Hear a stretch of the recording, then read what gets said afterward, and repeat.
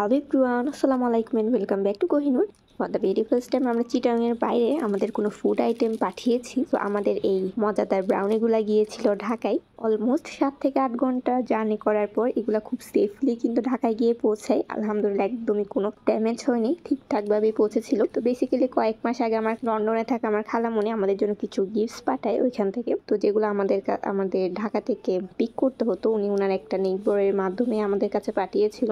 আর যিনি এসেছিলেন উনি মূলত ঢাকায় ল্যান্ড করার কথা, চিটাগংয়ে না। তো আমাদের চিটাগং থেকে ঢাকায় গিয়ে ওই গিফটসগুলো কালেক্ট করতে হতো। তো খালামণির রিকোয়েস্ট ছিল আমরা যাতে যাওয়ার সময় কিছু ফুড আইটেম, হোমমেড কিছু ফুড আইটেম যাতে ওনাদের জন্য পাঠাই। ওই জন্য আমি এই ব্রাউনিগুলা পাঠাই। যদিও আমাকে বলা হয়েছিল কেক জাতীয় কিছু একটা পাঠাতে, বাট এত দূরে কেক নিয়ে যাওয়া পসিবল না। ওই জন্য আমি চিন্তা করলাম ব্রাউনি পাঠাই। যেহেতু ব্রাউনিতে কোনো ধরনের ফ্রস্টিং থাকে না, এগুলো কিন্তু খুব সেফলি ডেলিভারি করা যাবে লং জার্নিতে। ওই জন্য আমি ডিসাইড করেছিলাম ব্রাউনিটাই পাঠাবো। সাথে আম্মু কিছু স্ন্যাক্সও পাঠিয়েছিল হোমমেড, অ্যান্ড সবকিছু সেফলি পৌঁছায় ওইখানে। যেহেতু আমার ভাইয়া নিজেই নিয়ে গিয়েছিল তাই কোনো প্রবলেম হয়নি। যদি কোনো ডেলিভারি রাইডার কিংবা এজেন্সির মাধ্যমে পাঠানো হতো তাহলে এগুলোর অবস্থা খুবই খারাপ হতো, বাট আলহামদুলিল্লাহ ওরকম কিছুই হয়নি। এখন আসি এই ব্রাউনিতে কিন্তু আমি কোনো ধরনের ময়দা কিংবা আটা ইউজ করিনি। কোনো ধরনের ময়দা এবং আটা ছাড়াই এই ব্রাউনিটা খুবই মজার একটা ব্রাউনি। এই পর্যন্ত আমি অনেকবারই বানিয়েছি এই ব্রাউনিটা, অ্যান্ড এটা খুবই খুবই খুবই মজার একটা ব্রাউনি। আপনাদের যদি রেসিপি লাগে অবশ্যই জানাবেন, আমি ফ্রি হয়ে রেসিপিটা শেয়ার করার চেষ্টা করব।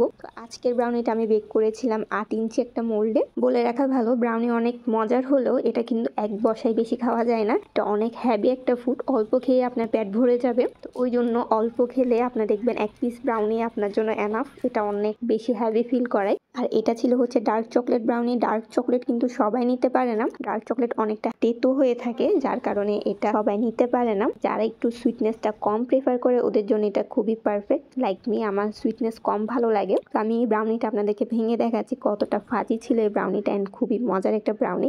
ইনশাল্লাহ আমি চেষ্টা করব রেসিপিটা শেয়ার করার। যদি লাগে অবশ্যই মেসেজে জানাবেন কিংবা কমেন্টে জানাবেন। আজকের মতো এতটুকুই। আসসালামু আলাইকুম এভরিওয়ান।